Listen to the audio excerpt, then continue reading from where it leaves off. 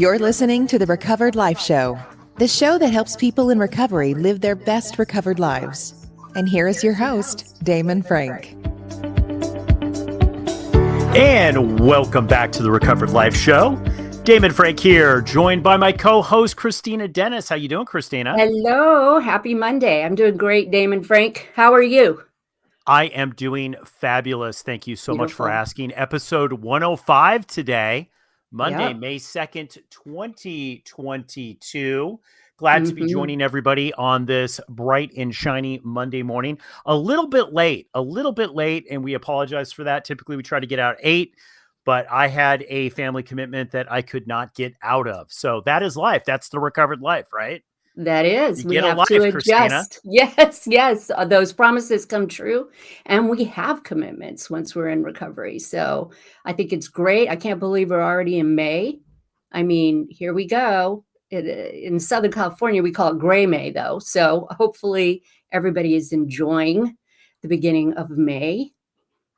It is. I can't, we keep saying this like, oh, I can't believe we're on episode 20 or whatever. Yeah. I can't believe I'm on episode 105. That's absolutely crazy. And I think that, what many people that listen to the podcast might not understand is now they do, hopefully, because they're listening to the Recovered Life discussions that we're having on top of all of this, that we have got a whole other group of content that we produce called Recovered Life Discussions, which is now going on the podcast stream. And it's also on the Recovered Life community. And that's been so amazing. We had one this morning that we did. And isn't it crazy how great those discussions? They're amazing. I love live streaming joys. There you go. The Recovered Life discussions are amazing. They're just absolutely amazing. Today's discussion just really set me up for the week and also just reminded me that as different as any of our experiences are and as different as we might look, we all share that same kind of journey. It was just so good honesty, really reminded me of why I'm in recovery. Absolutely. We're going to talk about that journey today. We've got an exciting guest on, Peggi Cooney, who we'll go to in just a second. And then we're going to dive into a little bit of mental health news that was a little shocking to me with a WHO article in the second segment. So good show today, guys. If you're listening to this live, thank you. If you're listening to this on a replay in the Recovered Life Network or through the podcast, you picked a great show to tune into, and we cannot wait to dive into this. Before we do, though, I need to let everybody know that this episode is being brought to you by Recovered Life contributors and viewers like you. Please continue to like, share, follow, leave us a comment so we can keep bringing the information that you want to know about. Also, visit info.recoveredlife.us. You can join that network and leave a donation that allows us to continue to help others. That's info.recoveredlife.us. Thank you so much for mentioning that, Christina. Anyone who just buys us a quick little cup of coffee on info.recoveredlife.us, it helps us out a lot. But, just like you mentioned, like, sharing, and following the show, that helps us out as well, because really what this is about is helping people live their best recovered life. And we do that by being of service. So turning other people on to these really deep recovery discussions, it does a lot. So that like, following, and sharing really works out well for everyone. So thank you very much. Christina Dennis, we have got an amazing guest that I know that you have a relationship with. It is Peggi Cooney. I'd like to invite her in here to the stage. How you doing, Peggi? Welcome to the Recovered Life Show. Thank you. I'm really excited to be here. We are excited to have you. Absolutely, we are. I just spoke over Christina because I was really excited to have you on. Just a little setup here for everybody who is tuning in. Peggi Cooney is the author and founder of This Side of Alcohol. And, I was so excited to have you on to discuss your recovery journey and your struggle with alcohol, and then your victory into recovery and the whole process of you writing this book. So thank you so much for joining us today. I'm really glad to finally meet you. It's been a little while. We've been trying to make this happen for a few weeks. So happy to have you. And as Damon said, I do have a relationship with Peggi. She is an amazing woman and leader in sobriety. getting sober wasn't easy for you. It's not easy for many of us. Could you share how you were able to get sober? Yeah, I grew up in a very alcohol centric home, and so I kind of vowed from being a teenager that I was not going to get into that at all. And I really managed to kind of evade the bullet until I was in my 50s. And Mm. I think that that is kind of a trend for um, 50 something women to have not really struggled with alcohol their whole entire life. And, the advantage that is I was able to raise 3 kids around an environment that wasn't alcohol centric. So all my kids were out of the house. I'm in a blended family, so we have 5 kids between the two of us, and they were all out of the house, some with grandkids. So I really, when it hit me, I'm a social worker. I I was in direct practice for about 16 years, and the last 16 years of my career, or the last 10 years of my career, the secondary trauma from being in child welfare and adult protective services started to get into my soul. And on top of that, the system really sucks right now. So if Maya Angelou says we do something until we learn better, and then we do better. But for me, what really got to me is that children would disclose abuse, and they were the ones that had to go live with strangers. So after all that, and then I became a whistleblower, a willing whistleblower, but ostracized nonetheless. So had kind of a triple crown of vicarious trauma leaning on me, and I just found myself, going home and numbing out with, 2 glasses of wine, 3 glasses of wine, then maybe a bottle of wine, and then I did that for 2 years, and I was able to retire. And then UC Davis picked me up as a social work instructor for social work, and um, I I had everything, right? I had no vicarious trauma. I was able to teach new workers, and yet I found myself doing the same thing, and really found myself, in trouble with alcohol because I had everything I wanted, and I was still drinking. So that's when I knew I was in trouble. But that was in 2018. I didn't get, yeah, I think that's when the light went on for me. I got selected out of 1,750 instructors for uh, an outstanding service award, and everything should have been perfect for me then. And I found out I was in real trouble because I bargained every day to stop drinking, and I would teach a class, and then I would drive home, stop at Nugget, and get a bottle of Sauvignon Blanc. So Yeah. it still took me another year to, and I had a huge issue that I write about in my book, where we had a family picnic, and I didn't drink during the picnic because I didn't want to, I was determined not to embarrass anyone in my family. And I came home 8 hours in the sun, drank a couple shots because that's the kind of drinking I was starting to do at the end. And my husband just went ballistic. So we had this event where he left me, and before that he was screaming at me in front of my adult daughter and son and grandchildren, and I was mortified. I mean, he left with no intention of coming back. That's a different story. He did come back, but that next morning, my daughter said to me, "Mom, if you want the kind of relationship you want with me, Jason, and the kids, you've got to do something about your drinking." And I don't think I could have hated myself any more than that. That was the lowest of the low, and we all describe those lows, or maybe some people, stop before the low. I don't, I've seen that too. And I went into the bedroom, and I got down on my knees, and I heard this voice that said, "Peggy, you're done, but you're going to be okay." And I'm so grateful for that, because I really haven't had a big desire to pick up after that. I looked on my Facebook to sign up for something. I wanted to show my family I was serious, and Sober Sis came across with Jen Couch out of Fort Worth, Texas. She had a 21-day reset, and really the rest is history. I did that. I through Jen, I met Stacy, and that's how I met you with her brain boost and gratitude boost, I think, and took, I read every book on the planet and quit lit. I listened to almost every podcast. I journaled every day. I surrendered every day.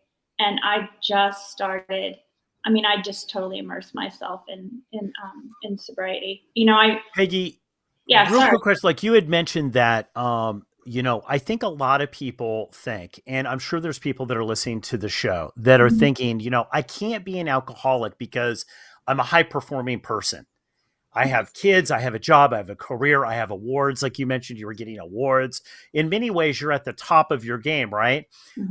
But alcoholism is just as prevalent in high performing people. And I'd love for you to discuss that, because I think that's a tricky thing, is that people, I know when I came in very young and I didn't have anything close to the success that you've achieved, but I remember saying, well, I can't be an alcoholic. I made it through college. I can't be an alcoholic because I'm not homeless. Yeah, I do. I think when we look at alcohol addiction, we really think about the fact that you're either a drinker or you're not a drinker, right? Right. And we have those two categories. Either you're a drinker or you're not a drinker, and there isn't that in between stage, that gray area drinking. And so you find everything, and of course we all did it, but look on the internet and see, take those tests to see am I an alcoholic, and more than likely I had a glass of Sauvignon Blanc in my hand when I was doing it. So you can always find something that will justify I'm not as bad as that person, right? Right. And so my colleagues didn't know I had a problem. My immediate family for sure knew I had a problem. My kids and my husband for sure. But I pulled it off with, I didn't drink during the day. I had it all worked out. High achievers do that, right? So I would come home, study for my class for the next day, and reward myself with alcohol. Or if I had it all prepared on how I could drink to get away with it. I was a genius. You were, and you are. I want to say something about your book, because this was gifted to me, and it is amazing how raw and unedited you were. And I just would love I want people to get this book, to read it, because the honesty and the courage that you have in it is inspirational. And I'm just curious, like, when did you know you were going to publish a book? Like what happened there? Because you brought up Quit Lit, and you're actually my first introduction to Quit Lit, not realizing that this was out there. And since then, I've just been amazed. So how did you determine, like, I'm going to go ahead and share it all? Because you do share so much. Thank you. About day 100, I started posting on Sober Sis's Facebook page, and I was at the retreat, her one and only retreat she had because of COVID. And that's where I met Alice. But I just kept posting I posted every single day for 365 days. And really it was my followers that said, oh my God, you need to put this in a book. You need to put this in a book. I've always been, I have that personality, right? Like, Peggy, put your hand down. My husband would go, we'd go to a restaurant and he'd say, can you just not talk to people when you go in there? Can you just, and really if I sit on an airplane, usually the person next to me is going to tell me their whole life history. I'm a social worker at heart, and I must send out that, those hormones or something. But so that's really how it happened, because I journaled every single day from the day I got sober. I still am at 10. I think I'm over 1,000 days right now, and I still journal every single day and do a lot of other writing as well. But that's really how it happened. It's really kind of modeled after Claire Pooley, who wrote the Sober Diaries. So I was fascinated with how I could watch her sobriety from day one all the way through. And really, it was just the encouragement from other people. Yeah. Peggy, how has your life changed now that you've written the book and that you're sober and you have sober time? Like what's the difference in your life now? How has your life changed? It's like I have a third more to my life, right? Because my life before was getting up, going to work, coming home and drinking and passing out in front of the TV. I mean, the things that came along with teaching. I think I really found out who I am as a person. And I think the other thing that's so wonderful is that my outsides matches my inside. I used to think it was such a cool characteristic to have that I could get along with drug dealers and kings. I could get along with anyone. You just give me anybody and I'll get along with them. And I thought that was really a quality people aspired to. But really, I lost myself in all of that, right? And, I feel like this recovery is my calling. Like the same way I heard that voice that said, Peggy, you're done and you're going to be okay, is the same thing I hear like when I'm like overwhelmed, because obviously when we get into this line of work, it can become overwhelming and right. heavy and very heavy. But I also know that I was meant to do it. And I have a university that is so into me living my sobriety out loud. And that is so unusual that, I'm actually presenting my book at a Partnership for Wellbeing conference in June in Anaheim. And so maybe I can prevent some of the social workers from going down the same path I did, because they have nowhere to put that vicarious trauma. Mm-hmm. Wow. Thank you. I know you got sober, you wrote a book, you basically started a movement. When we'll definitely put some of the contacts so people can follow you. What's next for you? I am going to, I'm actually piloting something called a sobriety mapping tool, and it comes out of social work. So I've already piloted on some newly sober people out of Sober Sis, and it's really fascinating. So that's my next thing. I think it'll end up being sort of in a workbook form. Again, I'm not into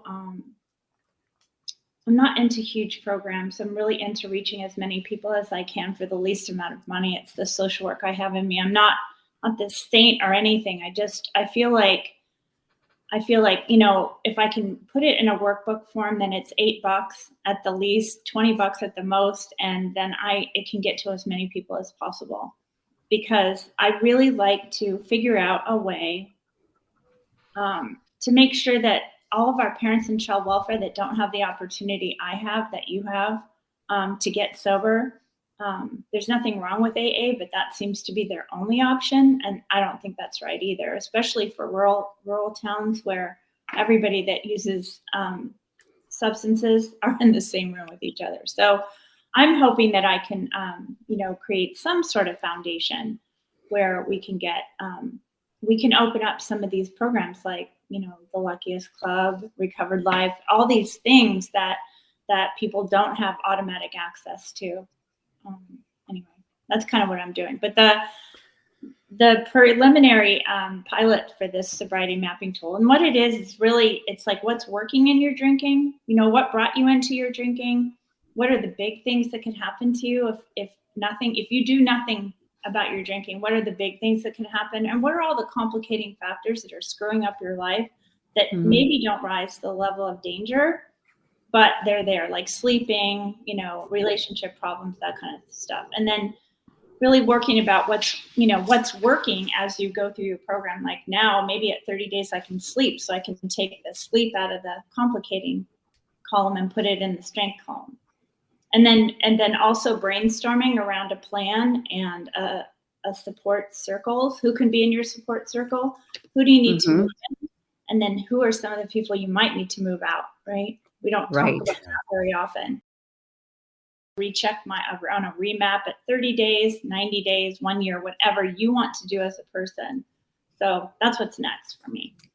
That's great. We do that. We just had a Recovered Life discussion earlier today, all about, we do a whole thing about setting up your sober game plan for the week, knowing kind of what you want to work on. And sometimes, like you said, you get these things in your life that you realize, wow, I've got to work on this in my recovery, but it's not the right season or not the right time. You just kick it down the road. Mm-hmm. And, sometimes that causes problems. So having a tool like that, I could see being incredibly helpful. Peggi Cooney, thank you so much for coming on the show. I'd like to let people know about how they can get a copy of This Side of Alcohol, and also tell us a little bit about this event that you've got coming up in Sacramento, California. Sure. You can get a signed copy for my book on thissideofalcohol.com. It's also available on Barnes & Noble and Amazon. And then it's Sober in the City. So I love that. A friend of mine, another sober sis, who is put on an event in Long Beach in January, and it is a farm to fork, really elegant. We have a bartender. His name is, I'm so mad I don't have his name. He's a famous bartender from San Francisco. He has a restaurant on the ocean. He's going to come and do our bartending. We have Sober Illustrator, that's going to be doing we're going to feature her art there. I'll be the keynote speaker. And it's amazing. We have people flying in from all over. And I'll send you the link for that.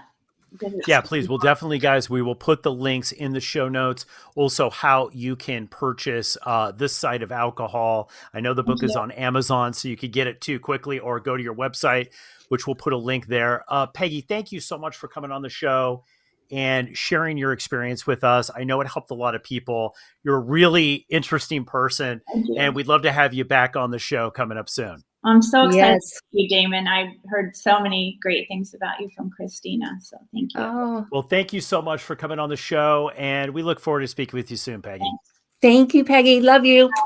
Love you too. Wow, that was great, Christina. That was really good. Isn't it amazing?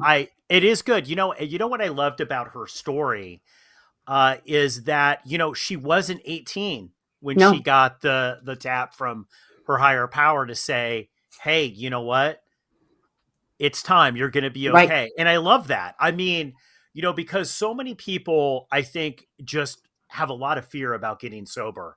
Yes. And why wouldn't you? Why Of wouldn't you course. have a lot of fear about getting sober? If you've lived your whole life drinking and managing that, getting sober is probably the scariest thing that you could do. It was for me. It absolutely was, to take out what I thought was keeping me alive and say, okay, I'm going to live without my numbing agent. Whew, I didn't know how to do it. And that's one of the things that will always keep me grateful for the people like Peggy who were willing to share, daily life with me and how I could move forward. Yeah, it was so great. So great. We're going to put all the links so that you can reach Peggi. And if you're in Sacramento, California, you're going to be there, definitely go to that event. It's going to be really great. So, Christina, we got a whole other segment coming up. We're talking about mental health, which seems to be everywhere in the news right now. People Yes. are melting down, Christina. People are losing it because of Right.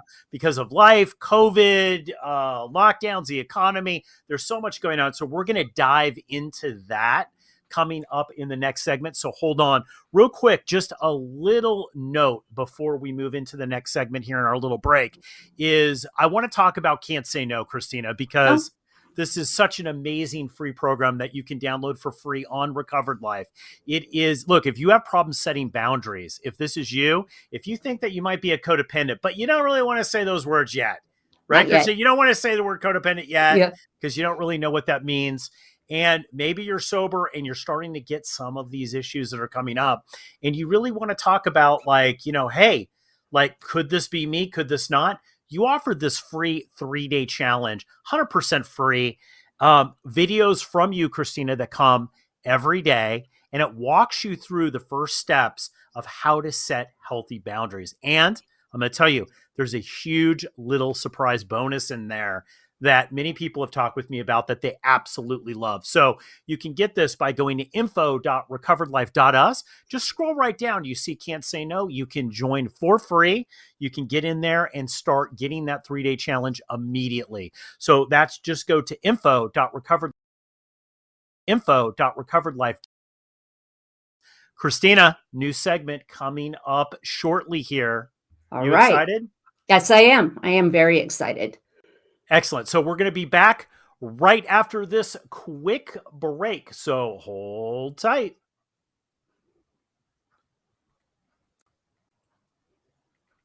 I guess we're not going to have this quick break.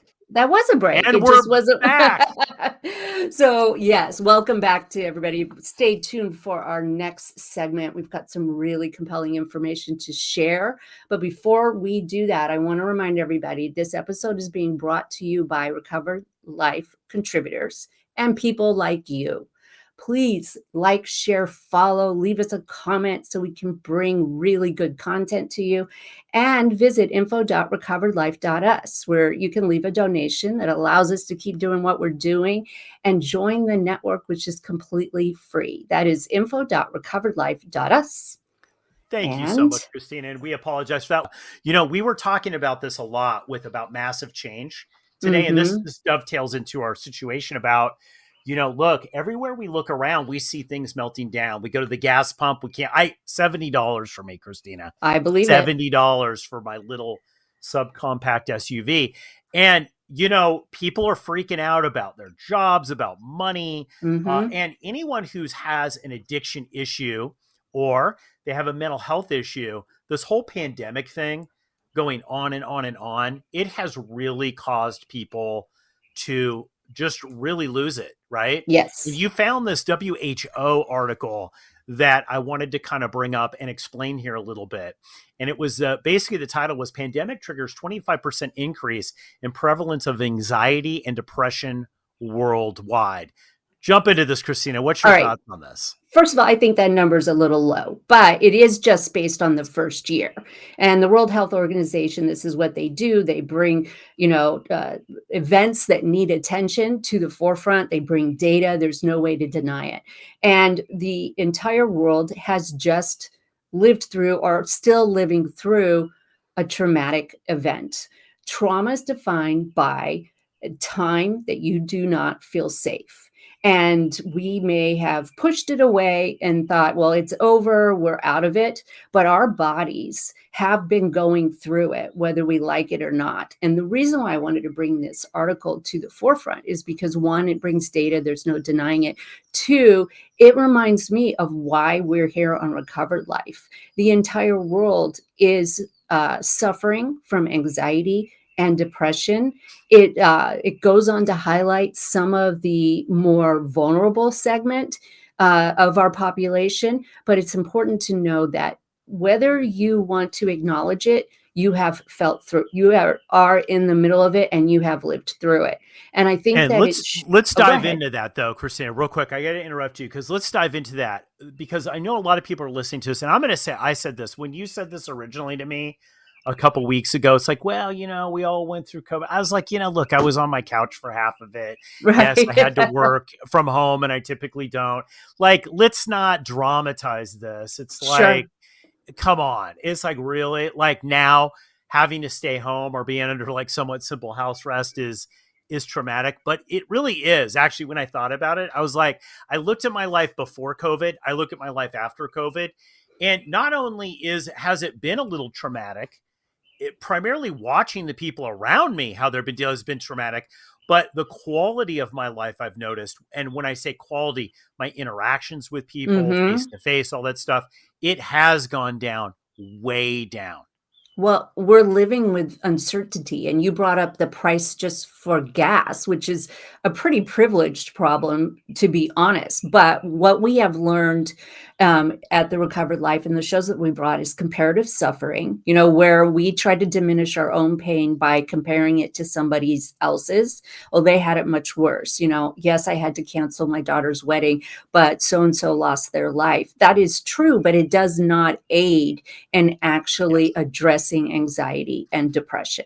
It does not help. And what we know is that compassion, having an awareness that there is a greater consciousness that everyone is suffering, will actually bring that empathy that we need to move through it. And I'm with you.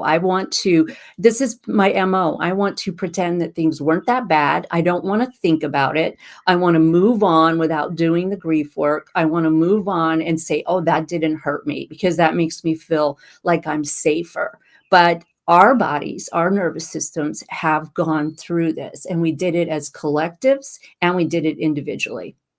So, just for the people who are listening on the podcast, I'm going to put a link to this article. It is from the World Health Organization.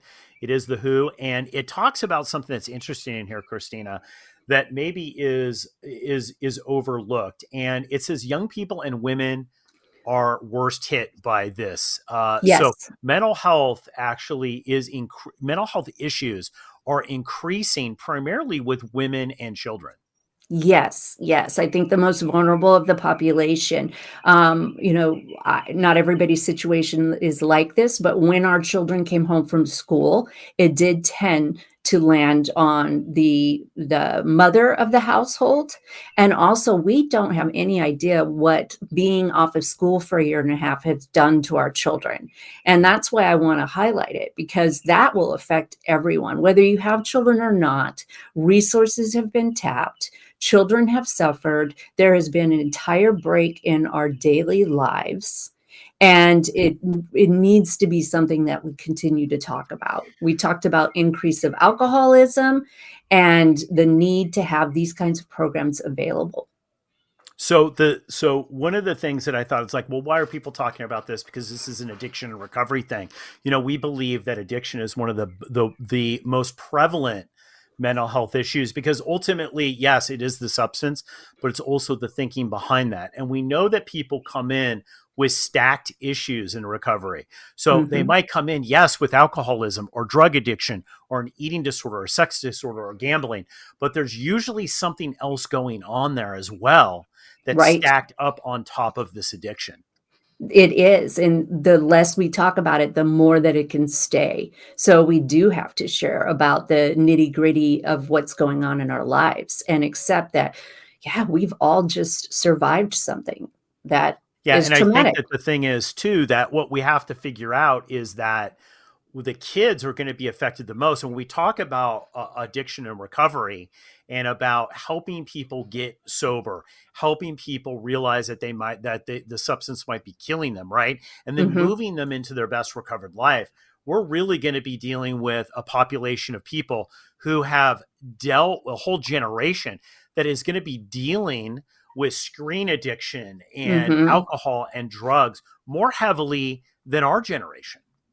We certainly didn't have to deal with a worldwide pandemic. That did not happen. There were plenty of things that did happen in my childhood, but this didn't happen. I wasn't displaced ever. And I think that if we don't talk about it, it could easily erode what we are trying to build back. Our children are vulnerable. Women are vulnerable. We talked about this with the new dedication of funding for women who have children that are suffering and trying to get sober. It really needs to be shared and understood. It does. And I think having this bigger conversation about this is really super important because, I think for so long, people have come into recovery thinking, well, you know what, it's just an alcohol issue. And then later they start to do the work and they realize that things aren't working out like maybe they should have worked out, right, with the work that they've put in. And they feel that in some ways they're ahead, but they're sliding back in others. That could be a sign of a mental health issue. Look, Christina and I are not doctors. No. We're not telling you that that's definitely the case, but we've seen it so many times. So I think being able to identify, it's like, wow, I have anxiety, I have depression, I'm doing the things around my recovery, but they're not being relieved maybe as much as they should be. Well, there is more help that's needed, and alcoholism or addiction affects the entire family. So even if you are not the person who is addicted, it is affecting your family system. And if we don't feel safe, we can't about recovery is I think that I think that people that come in that will maybe have an anxiety disorder or they'll Hmm. have any kind of mental health disorder. And we see people in that have, bipolar disorder, borderline personality disorder, a range of different like things going on with them, depression, anxiety, is that they feel that there's something wrong, that they've done all the things that they should, right? Right. And this so much so because we're isolated, I think, in the house. Look, I don't know about you, both you and I are more remote workers in the case that Yes. we don't go to an office day to day and we're not interacting with people. And I just heard a huge, massive corporation just told like 5,000, 10,000 employees, hey, listen, you don't ever have to come back, right? So there's this shift. And when we're not around people a lot, it's really hard to get a judge of what's healthy and what's not healthy with your thinking It because you're so not is. interacting with people. People aren't actually seeing you physically and being able to say, like, hey, you know what? You seem very anxious today. Well, I mean, even just the removal of physical touch was, really does have an effect on our mental health. So even if you aren't prone to depression or anxiety, or you're not prone and don't have an official diagnosis, don't underestimate what that did and ignore it. It has to be something that we really take seriously and take care of each other in that way. So the hyperconnectivity that happens because of technology can lead us into a false belief that we are with people every day. And if we don't have if we have the absence of physical touch and we don't have somebody to reflect back to us how we're doing, we could start believing the darkness. That's absolutely right. Absolutely right. This has been a really great segment, Christina.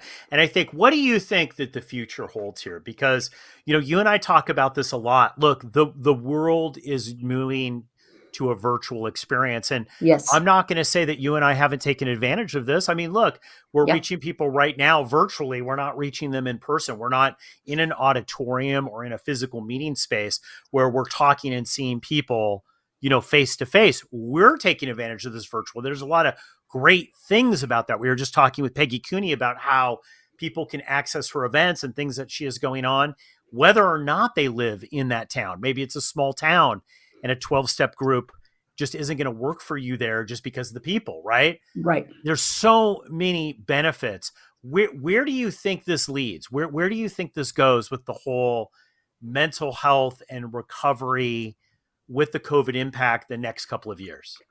What I hope happens because of the numbers that are coming out, because the attention of our our governors and organizations like this, is that it's going to actually open up a conversation that we really needed to have for many, many years. It's like growing pains. The world is going to have to take mental health more seriously because it will start affecting, our productivity, our ability to live as citizens. And I think that this is, I don't want to say good thing because the pandemic was not a good thing, but that something good can come out of it, where we start putting resources and attention to an area that needs to have more solution than it has. Well, I'll tell you one thing that definitely I have seen that it would help the situation. I think when we're now in this virtual world, right? We're still under the constraints of a lot of time that when we were in a non-virtual world, right? Hmm. So what I mean by that is that there isn't necessarily a 9 to 5 work thing. There isn't Right. necessarily of like, I physically am going to drive 15 minutes to go to this meeting on Saturday. I'm going to stay Right. there X amount of time. And this was me. Like, I'd map out my time. I'm going to put X amount into my recovery and I would make a commitment. I'd show up there and I had people that were expecting me to show up there. I had service commitments.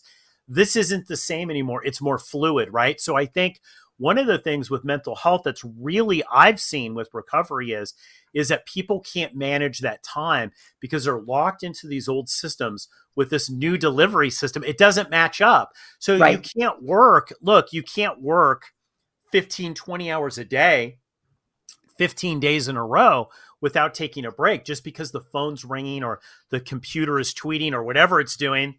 Yes. It's not sustainable to be plugged in all the time. And I think this is one of the big things that's really, I think it's triggered a lot of people with anxiety and depression, is because they're never unplugged. Yes, absolutely. That was my case that first year. It was great. I had access to people. I coached people all over the world. I had this ability to do more in a short amount of time because I didn't have those physical boundaries. But I figured out, that that wasn't really working for me. And so we have to continue to start sharing about our own personal boundaries where we do disconnect and we take care of ourselves, and perhaps, we make an effort to meet one or two people a week so that we can continue to live a more balanced life. Yes. And I think our expectations about who we are and the pace in which we have to do this, and I know we've had to do this at our home here, is to understand it's like, you know what? Hey, we just need the weekend off.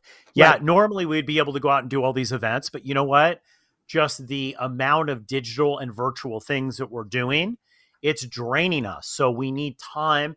Yesterday I just sat in my backyard in my garden. Good for you. For a period of time, like taking these times to kind of unplug, turn the phone off. As painful as it is, I have to admit, I'm addicted to my phone. I'm addicted to my tablet. I'm always plugged in, right? Being able to put that down for a little bit to say, I'm going to go in the backyard, I'm going to go for a walk, and I'm not going to bring my phone, or I'm going to turn my phone off, or I'm going to do something that's going to help design the kind of life that I want. So true. That discipline and that daily practice and making it your forefront. This morning, we had a Recovered Life discussion where we talked about planning your week, and we have to give ourselves permission and make it normal that we take breaks. Christina Dennis, such a good segment. Thank you so much for bringing this. Hey, great show today. Couple of technical problems. We do apologize for that. I guess this will just add into my program that I'm not perfect and that mistakes do happen, but the show must go on. Episode 105, Monday, May 2nd, 2022. An amazing episode. Thank you so much, Christina Dennis. I'd like to invite everybody before we close here to Recovered Life. If you're not a member of the community, guys, you've got to join. It takes less than a minute to join. You can join totally for free. All you have to do is go to recoveredlife.us. That's recoveredlife.us. You can sign up and you're in, getting exclusive content and access to contributors like Christina Dennis. Christina, episode 105, Monday, May 2nd, 2022, in the can. Thank you. Beautiful. Happy Monday. Keep the conversation going. Join Recovered Life, a community of like-minded people who are looking to live their best recovered lives. Membership is free, and you can apply at recoveredlife.us.